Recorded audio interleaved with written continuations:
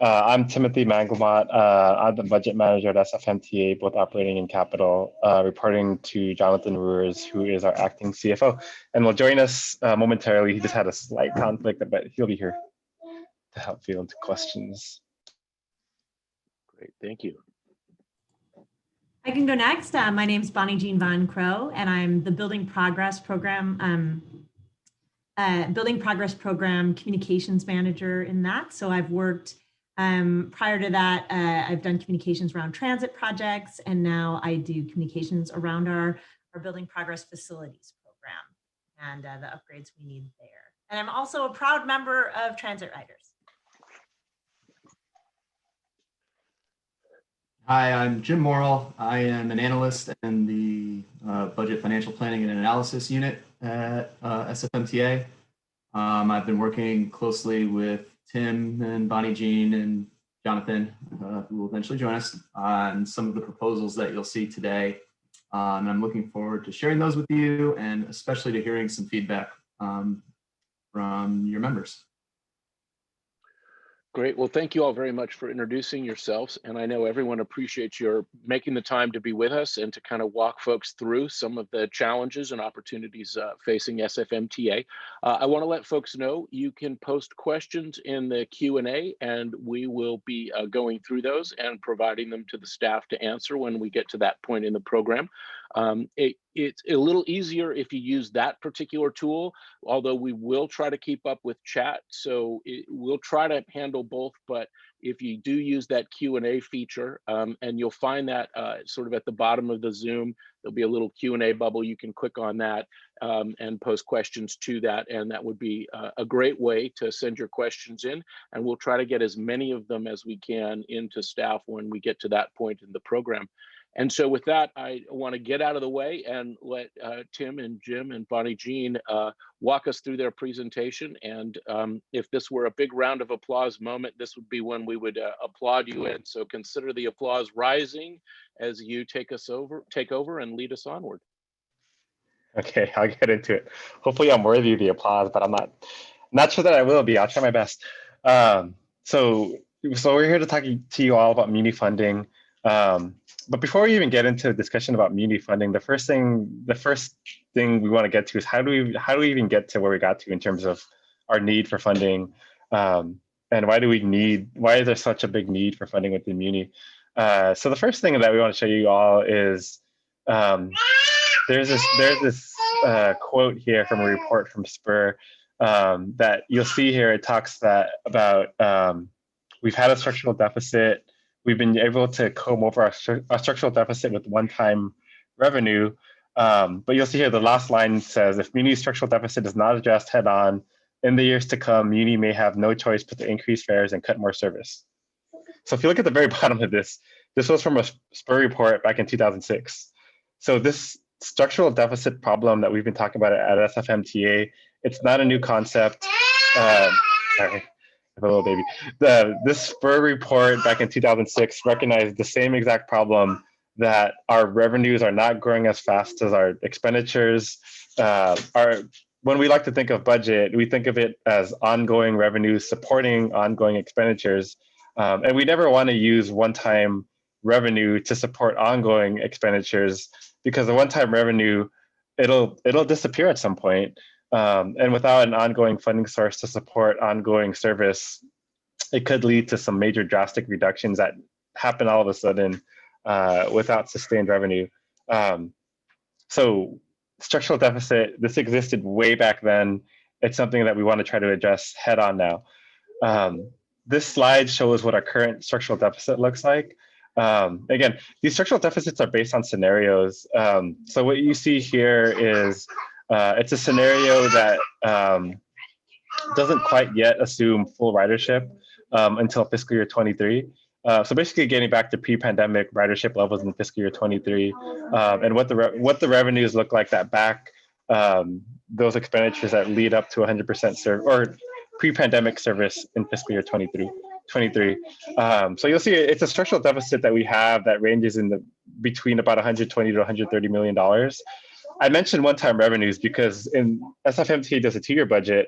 In fiscal years 21 and 22, thinking about that quote from Spur, we are balancing our budget with one-time revenue, basically patching over our operating budget by just plugging in one-time sources. So you see this big line at the very bottom, $367 million in just one-time revenue in fiscal year 21, $173 million in one-time revenue in fiscal year 22.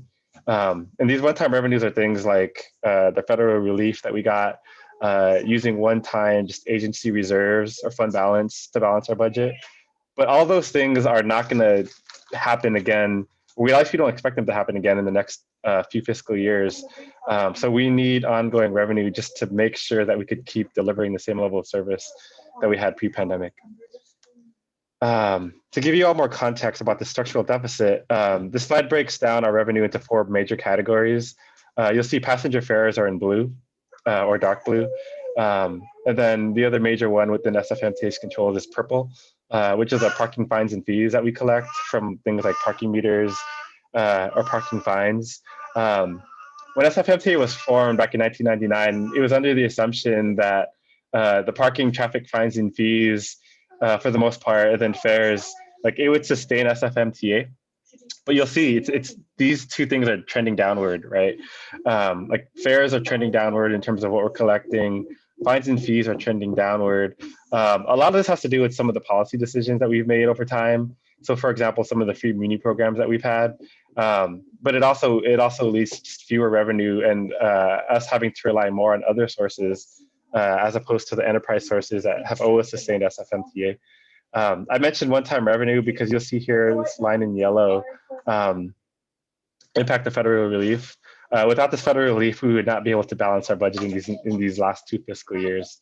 So big points are that just our enterprise revenues are declining, and we're relying more on just general fund sources and operating grants that we receive either locally or through the state to sustain our operating budget. All that's to say, so we are working on a plan through MTC called T2050, basically projecting out our deficit all the way out until the year 2050.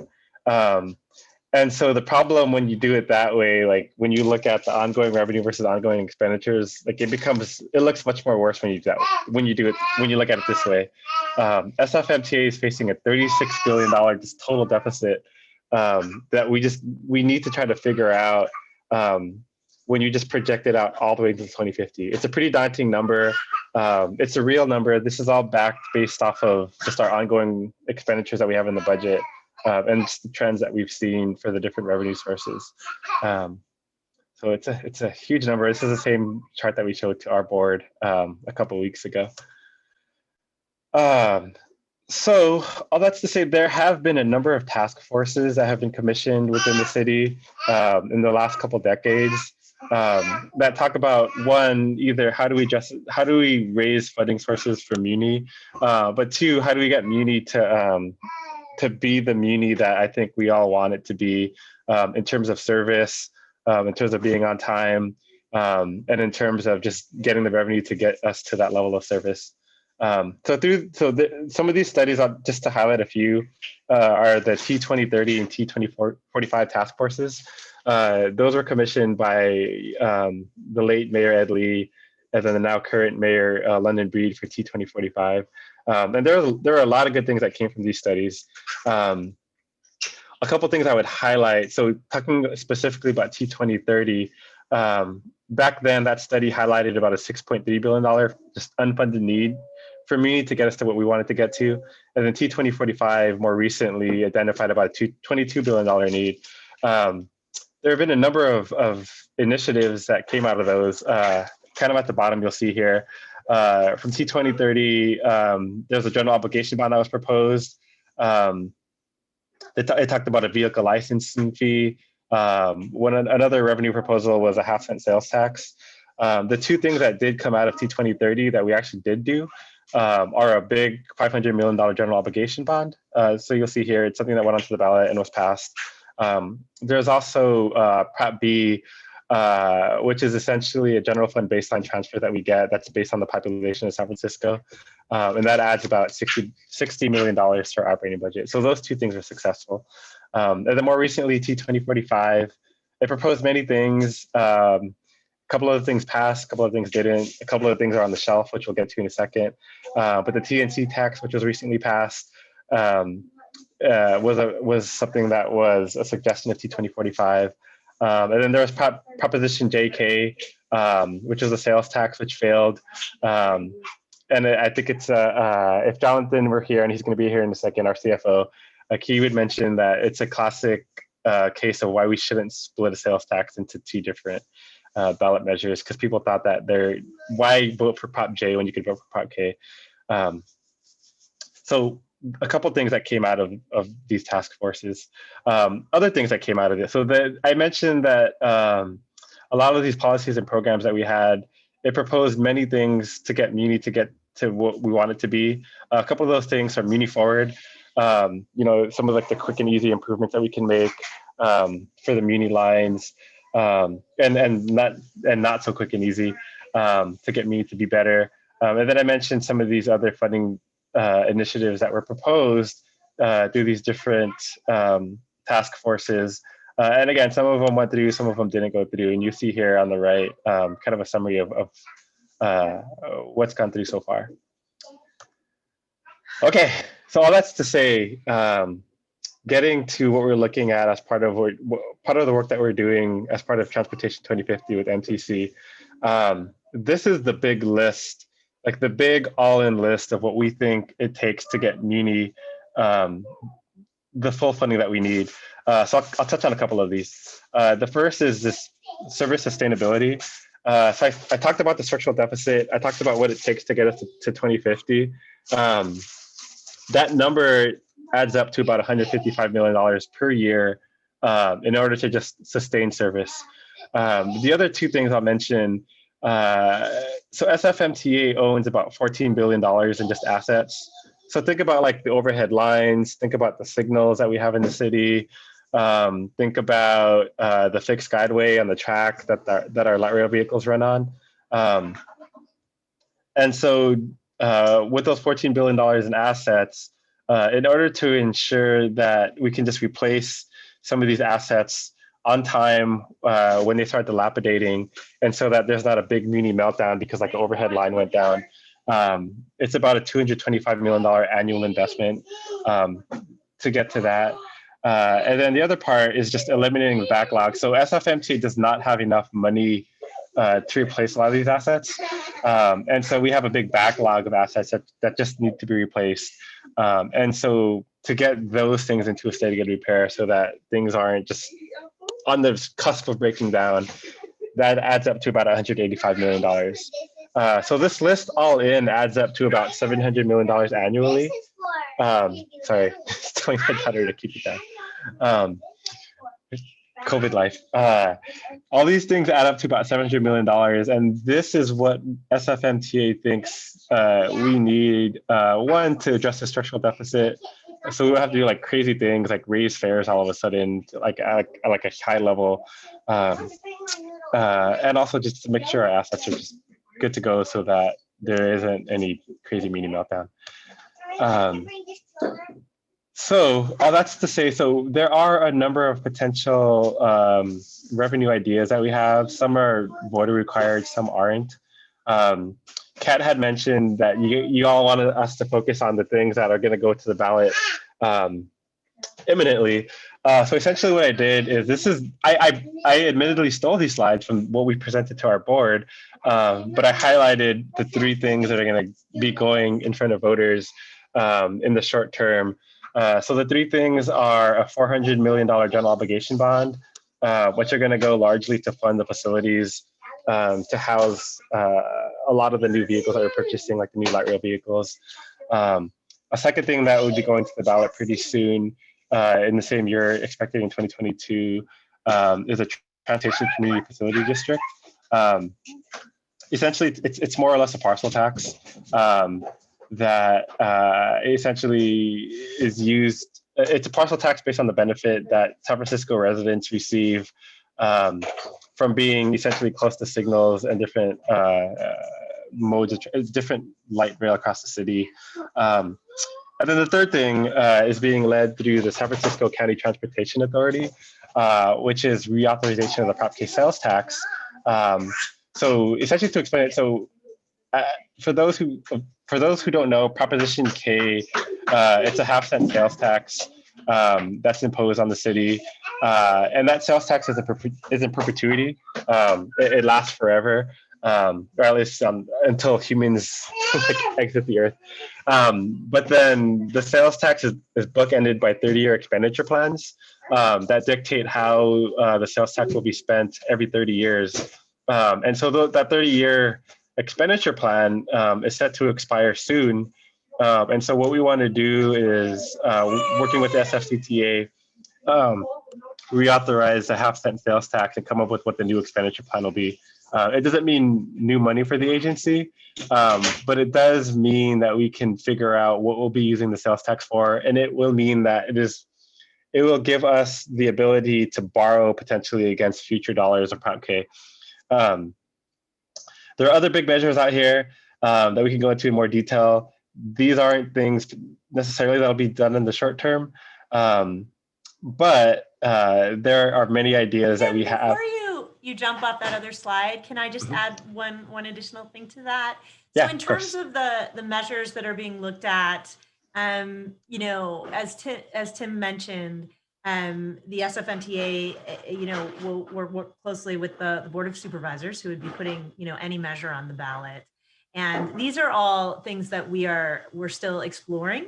So, you know, I don't think there's anything set that we know we're definitely going to do this, right? So I think these are things that we are looking at as solutions, and the general obligation bond is within the city's bonding program. And so that is something that MTA is, you know, kind of in the city's bonding cycle. When voters see, you know, bonds for San Francisco on their ballots, in a certain sequence, SFMTA's timing is in 2022. So, but the other items here, like particularly the Community Facilities District, is something that, you know, various folks have looked at as a way to explore how can we, you know, get us funding that can help fund operations. Of course, general obligation bonds are sort of more funding bricks and mortar and capital things. And, you know, what can we use as a funding vehicle to fund operations? And so that is something that we're looking at, but nothing's final at this point. Yeah, definitely. And thanks for that clarification, Bonnie Jean. And it's definitely something that I think we want to talk about here and get feedback on. There are definitely other potential ideas. I think our board gave us the guidance that we want to try to go big. So thinking longer term of other bigger ideas, I think is another thing that, you know, we do want to talk about. See, a couple other ideas. Downtown congestion pricing, I think, is a thing that's being talked about more.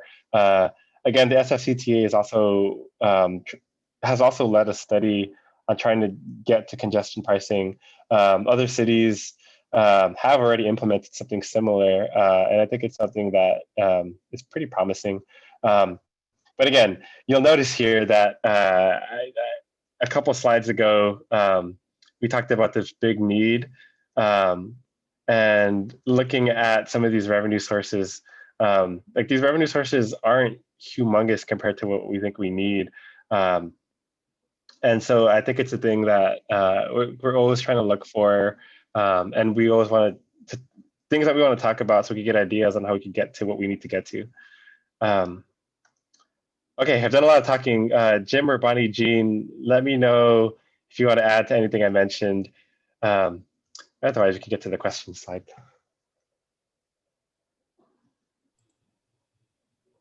No, I think Transit Riders team, I mean, I think we are happy to take questions. It looks like you might have some coming in. Hi, yeah, we have some questions coming in. And let me see, it's all around how do we charge, how do we charge cars better? So things like expanding residential parking permit program across the city, like what might that raise and how might we get there? I mean, I've seen it a lot during quarantine. I'm taking walks around all these neighborhoods, and people are parked on sidewalks and, hanging over driveways and, like everybody has a million cars. And so if we didn't have so much free parking, would there be fewer cars, and how much more money would we be able to raise? So yeah, can you talk a little bit about that? Yeah, I could start. And when Jonathan's on, he could chime in more on this. He is, and he will chime in as soon as he can make his computer function. Give me 3 minutes here.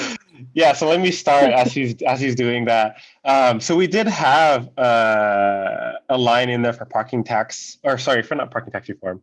What was it? Let's see. For the residential parking permit program reform. Yeah. Sorry, residential parking permit reform. Yes. And so it is a thing that I think we have been talking about it internally. I'll start to use acronyms like residential parking permit program. We call it RPP for short. With potentially Jeff has brought up some ideas around either expanding the program or just completely revamping the program. It's a thing that we're talking about. I'm not sure how much traction it's gotten quite yet. It's a very hard thing to do also, right? Because people love their parking, and it can get certainly controversial. It's a thing that we're looking into, but it requires a lot of further analysis in order to make it happen. And I think a lot of outreach, especially to the folks, who rely on cars around the city, like in the southern portions of the city. What about, sort of related to that, what about tacking on, like, requiring RPP purchases to get Muni monthly pass? So if you're paying for parking, you're also required to get a $81 a month pass for 12 months or a year pass or something like that. So then you don't have to use your car all the time, but you're also paying in and helping support Muni funding. Have you guys looked at anything like that, and what could that raise or offset for you? Yeah. Tim, you try. I will be on in 5 seconds, and then I can add. Yeah, no, I actually don't think we have looked into that. Like if we were to do it, I imagine it would be just like an extra fee that's imposed on the parking permit. I don't know that we have looked into that. I know that RPP, my understanding is it's supposed to be a cost recovery program. So that I don't know that we could implement that as part of it, unless we did like a big reform. Jonathan, okay, you could add on to what I just mentioned. So let's start at the beginning of this lovely tale. So sorry, I was at the doctor. I rushed out to make this meeting. So we have looked at residential parking permit program, and we would look at it as reform. It is not on the same tight timeline as the ballot, because it's something that we can do without going to the voters. So with the ballot, we have a strict schedule of timelines we need to hit in order to get before the voters. We've discussed the residential parking permit with the city attorney's office. So that program is authorized through state law. So as Tim has said, Jeff has spoken with the city attorney about what our flexibility is around that program. We're definitely looking at the cost recovery model on the program and possible expansion. Concurrently, as you will all recall, the MTA board approved Sunday meters and extended meter hours now 7 months ago, and we are still working to implement that. So we are working diligently with merchant groups along major commercial corridors on that. But to Tim's point, take that issue, and we are attempting to expand parking in those areas during those times, and what it's taking us to do that, to completely revamping the residential parking permit program. I think the last thing I would add on that, there are definite equity concerns with messing with the residential parking permit program.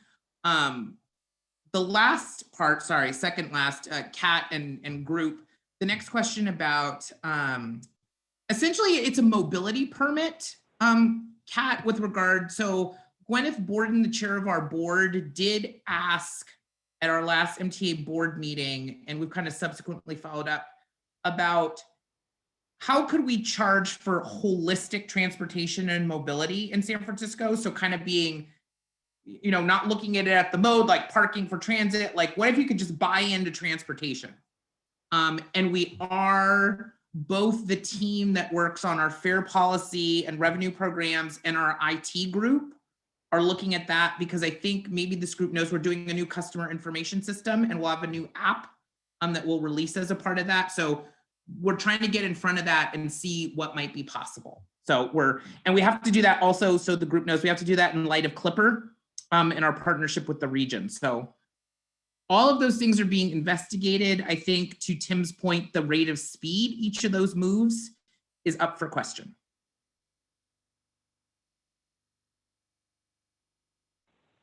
Okay, and I guess there's a question if the residential parking permit is a cost recovery plan, it can't be used really as an enterprise. That is correct. Plan.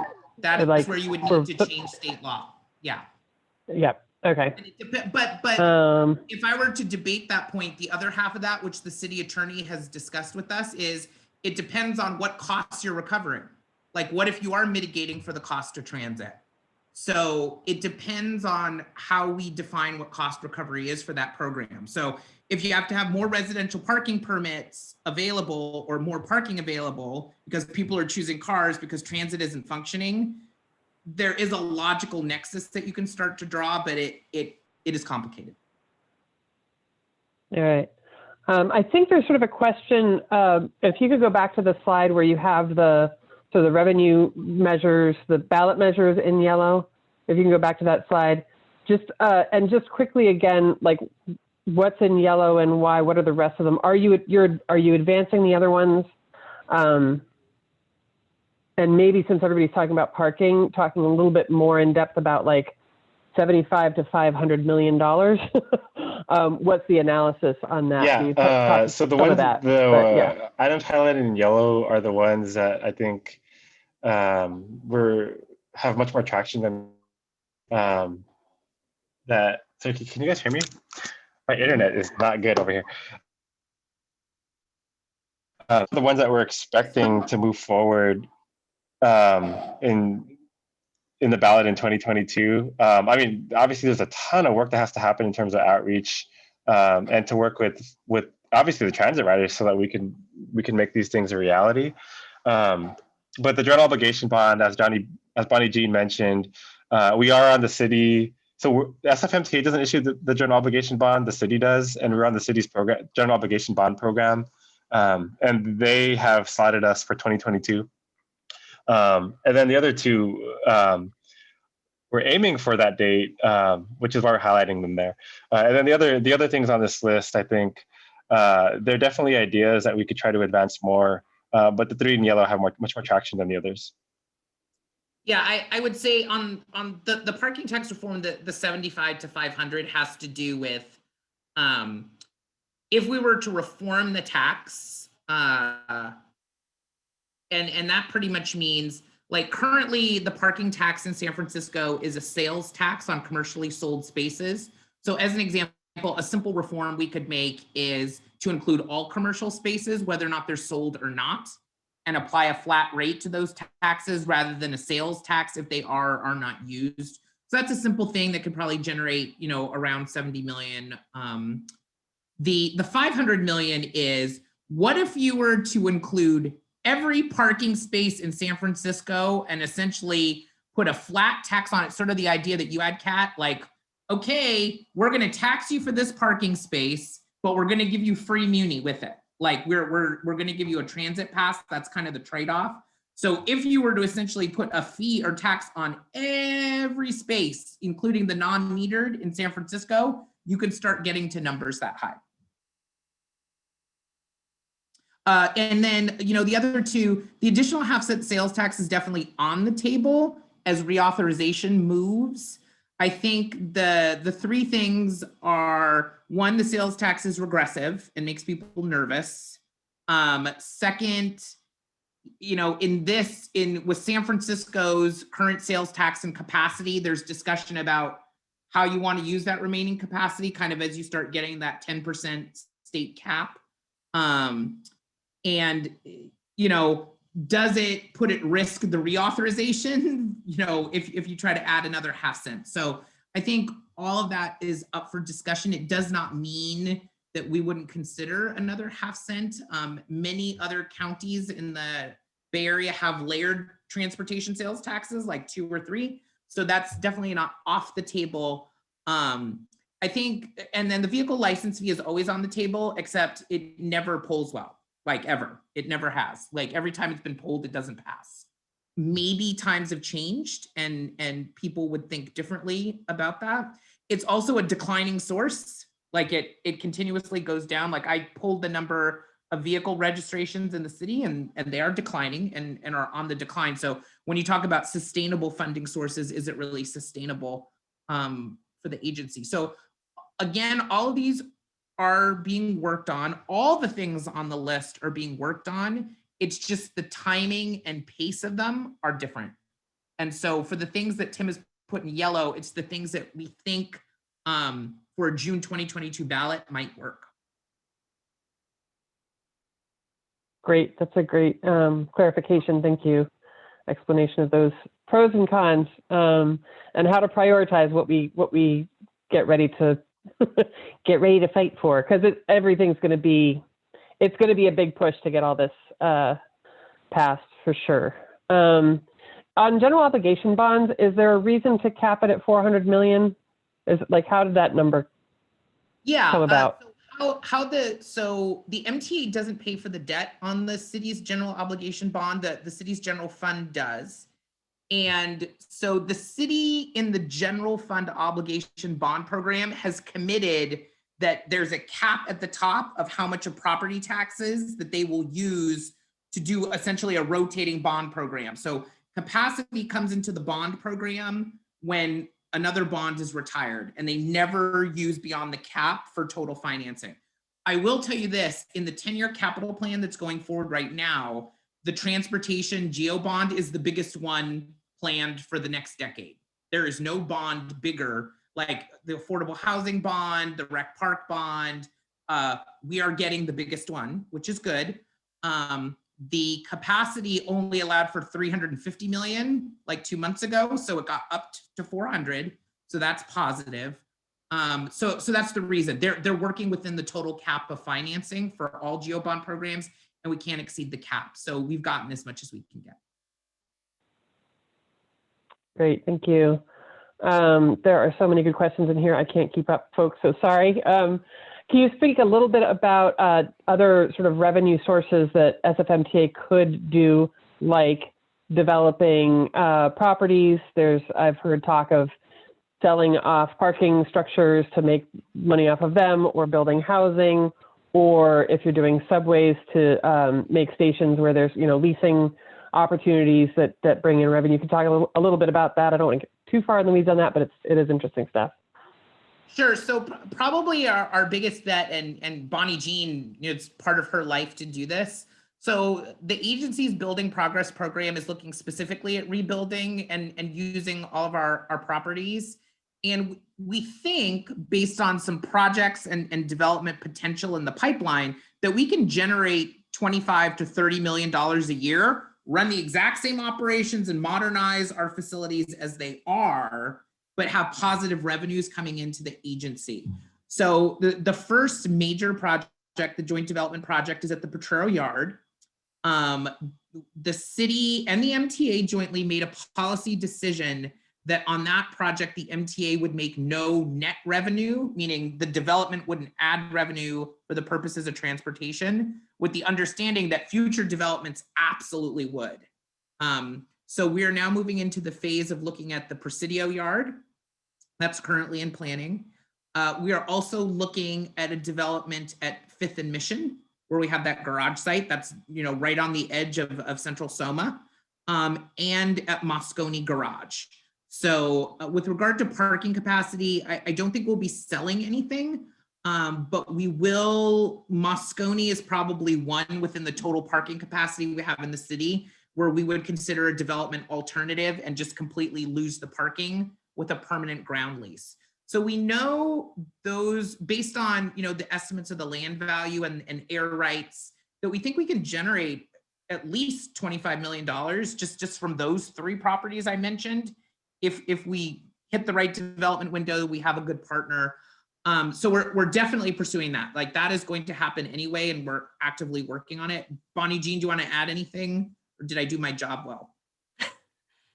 You are doing excellent. Yeah, I mean, I think the only thing I would add is that, you know, to Jonathan's point, we're really working to turn over every rock and make sure that the properties that we already have we're squeezing everything we can out of them, right? So that's really where we're going with this, making sure that, you know, as you all care so much about in terms of funding transit and making sure Muni is reliable and all of those things, that we can see, like, how can we get more out of our facilities to follow through on that mission.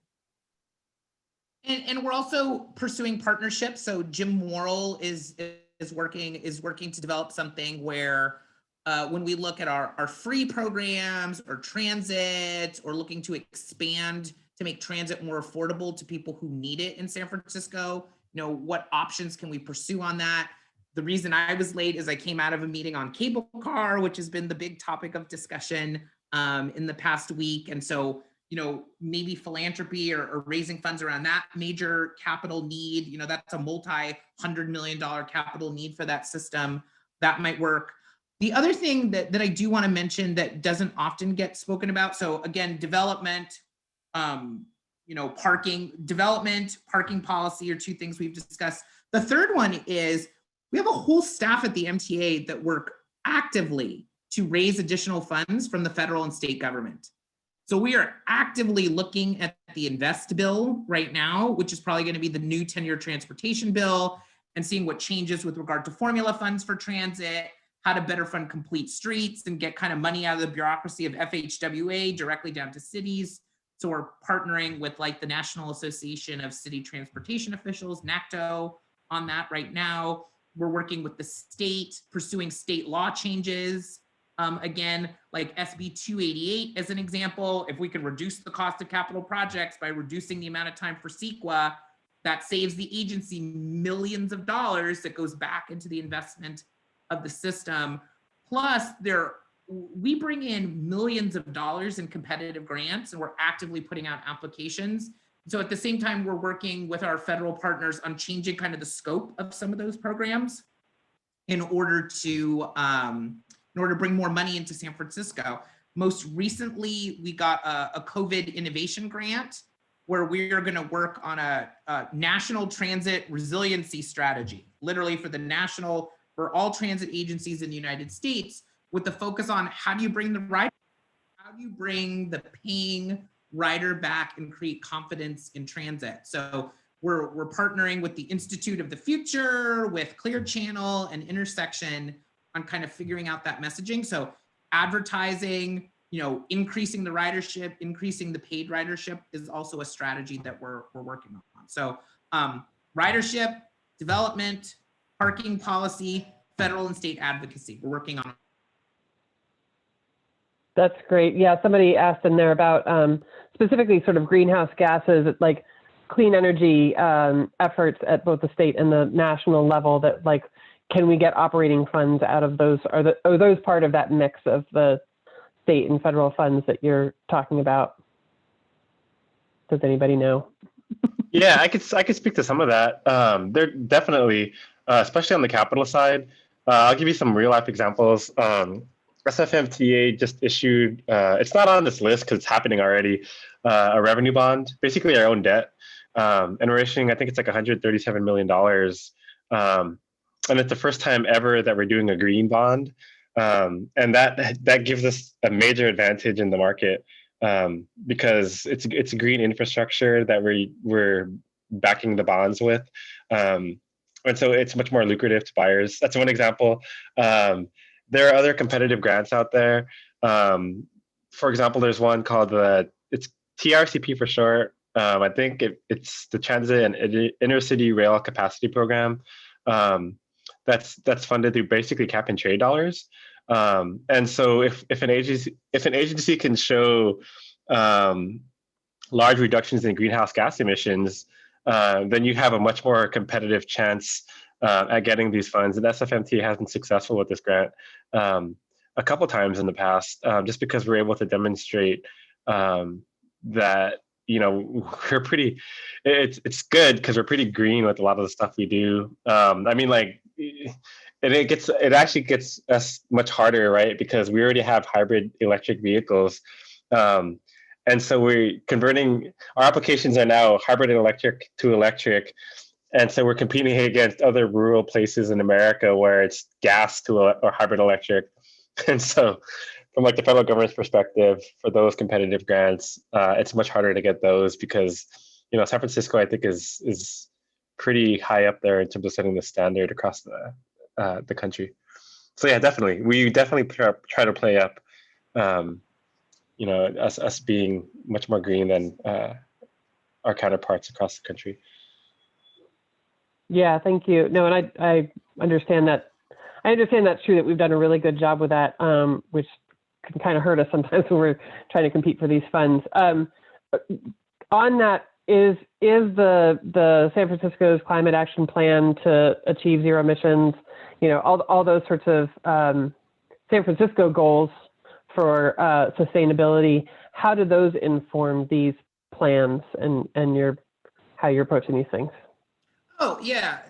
So the charter requires us to come up with the climate action strategy for the agency. And I think the funny thing is, as Tim noted, it's sort of ingrained into what we do already. But some of the things that we're working on now, like conversion of our facilities to allow for future electric buses, planning for future electric bus procurements, we're working forward on a pilot right now. So that's one part of it. That's, you know, electrifying the transit industry. The other part is we're looking at expanding the bike network and doing more slow streets across San Francisco and trying to make those permanent. So it's also the agency's goal to have positive mode shift in the right direction, either to transit or to some other mode of that's not a personal car driving alone. So I mean, it's literally ingrained in our DNA to essentially do that. It is literally the mission of the agency for us to advance policies in that area. With regard to our facilities, all of our new buildings are LEED Gold or Platinum level. So in our physical plant, we're definitely looking to be more sustainable in how we run our business as an organization. And then when we look at private development and what we do with private development in the planning department, you know, we are the stewards of the city's TDM plan and TDM policy. So as we look to new developments or when we work with major employers in San Francisco, we would hope that they would comply to reduce congestion and transportation impacts to everyone within the city. So again, on that one, it's all in. And I would just add to that, you know, that cars and trucks, right, private automobiles, they make up something like 70% of the emissions, the pollution from the transportation sector. So as Tim noted and Jonathan noted that, you know, Muni is, you know, less than 1% of that. So while we absolutely are, you know, our an e-bus, electric bus fleet is important, we also are working on things that you all have been so involved with for things, you know, to make sure that Muni service runs more, right? Because we can't just ignore that we still need to have people making those mode shifts. I mean, Jonathan mentioned slow streets, but right, the temporary emergency transit lanes are an example, and working to make, you know, starting to make some of those permanent. You guys have been such advocates for that, and that's a key way we want to put front and center on some of the things we're doing with transit to kind of move people. We already know that when we do those kinds of improvements, and where we've done them in the city, on our bus lines, we've seen ridership on those lines increase, right? The 5 Fulton's a great example. Others, the 14 Mission, some of these lines that, you know, 14, even during the pandemic, is having heavy ridership. And so I think we want to continue those kind of activities as well. We're here for it, as you know. We have not touched on congestion pricing, and that is also a hot topic. I'm sensitive of everybody's time, though. We only have a few minutes left, and I wanted to, so we can touch on congestion pricing and then get back to sort of what we need to do from here on, like, to move these things forward. Basically, what are the next steps? So I think if we can wrap all of that up in 5 minutes or so.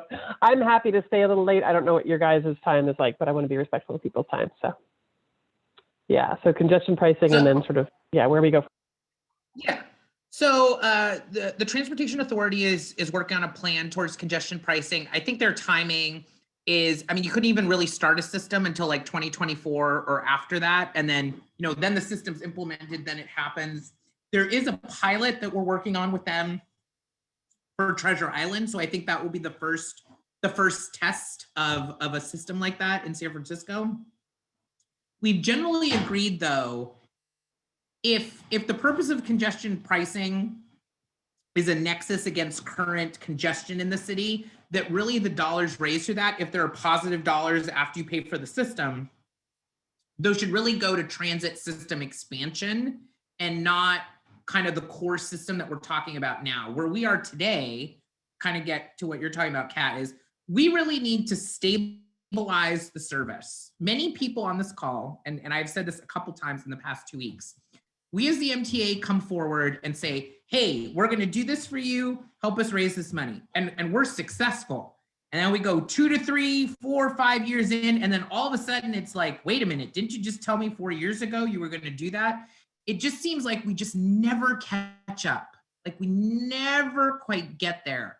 And it has to do, and we have not been good at it, at describing the structural deficit of the agency and the makeup of the things financially that support those operations. So I always like to tell audiences like this, that the MTA of 1999 and the theory that created the SFMTA doesn't necessarily match the progressive transportation policies that we're implementing today. Perfect example.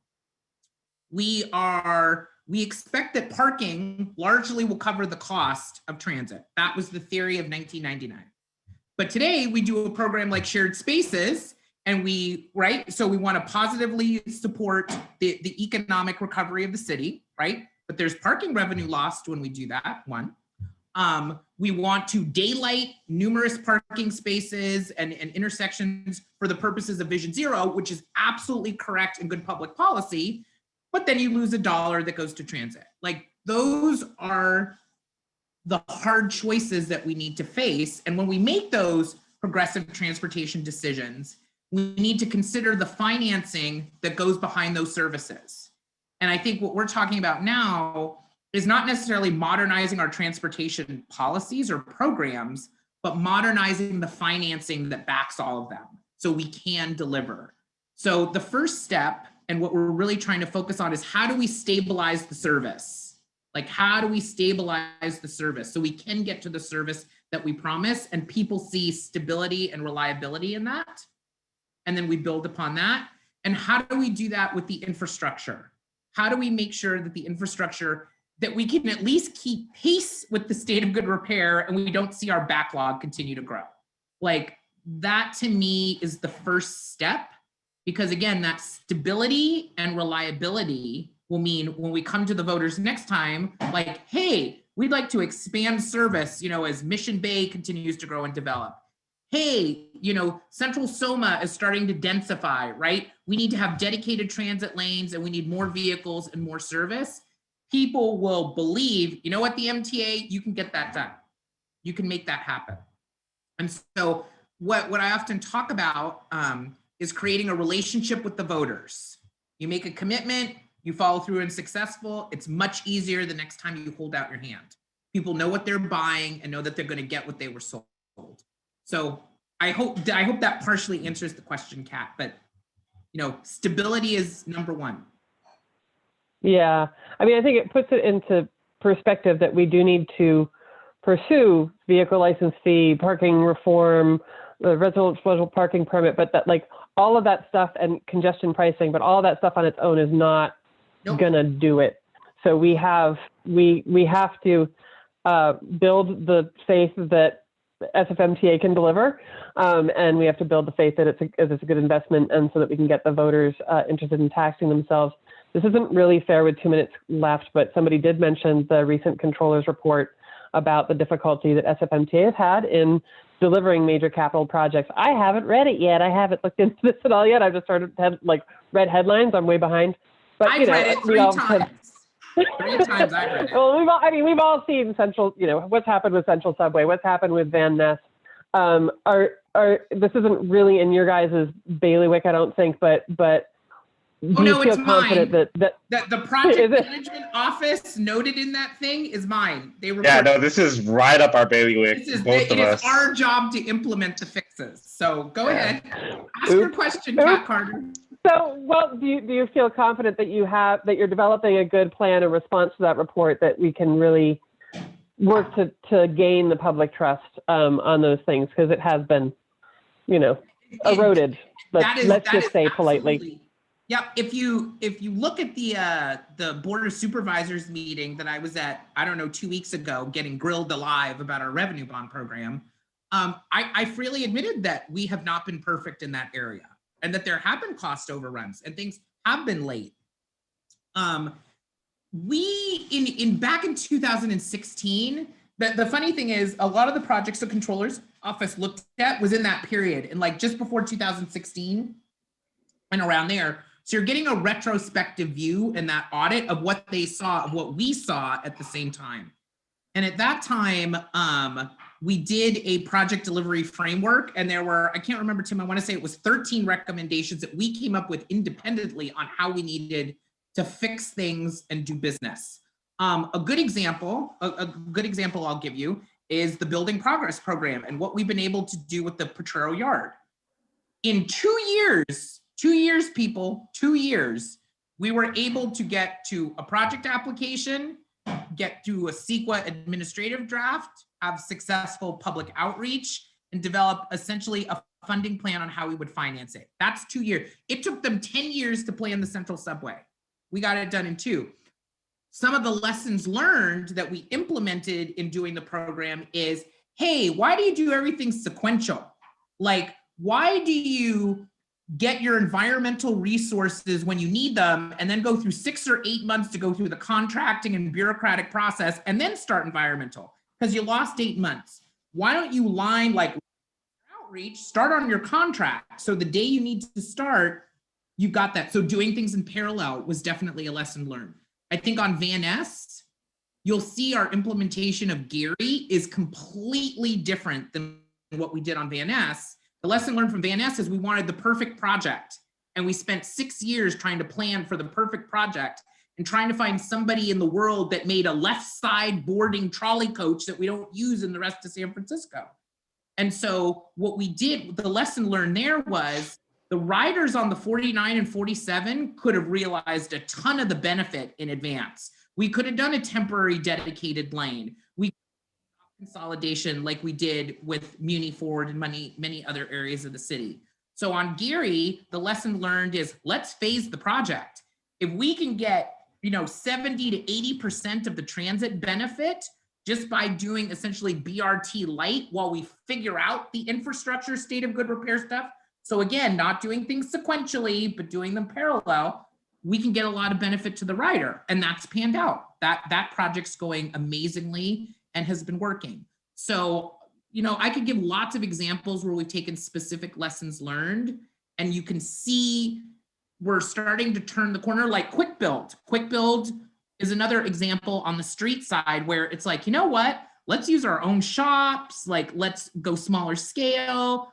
And we've seen positive benefits from doing that. So we have been actively working on it. I will not admit we are perfect. There's still a lot of the things that were in that audit are areas we're still actively working on. Communication and coordination between MTA divisions and different disciplines, like engineers and maintenance staff. I think our subway task force is a good example of the lesson learned and us implementing that, having those groups partner. So trust me, as somebody who is and I always like, Tim likes to say CFO, I say acting CFO, because this job might kill me if I keep it any longer. But I have all the interest in the world to drive down our costs and increase our efficiencies. So I'm going to go full strength to make sure that we continuously see improvements in project delivery. And Tom McGuire, who's the guy who's responsible, and I'm the one who's supposed to pump him up. I think both of us are fully committed to to following through on those audit recommendations and making sure they happen. Great, thank you so much. And only just a few minutes over time. I want to thank all of our audience for all the participants here, for fantastic questions. And I can't remember if Mark was going to say a few closing words or Zach was going to say a few closing words. But this has been a really great discussion, and I really appreciate all your time and scrambling with kids and doctors and everything to make time for transit riders. So yeah, I'll pass it off. Yeah. Thank you. Thank you all. Thank you, Jonathan and Bonnie Jean and Jim and Tim and Tim's children.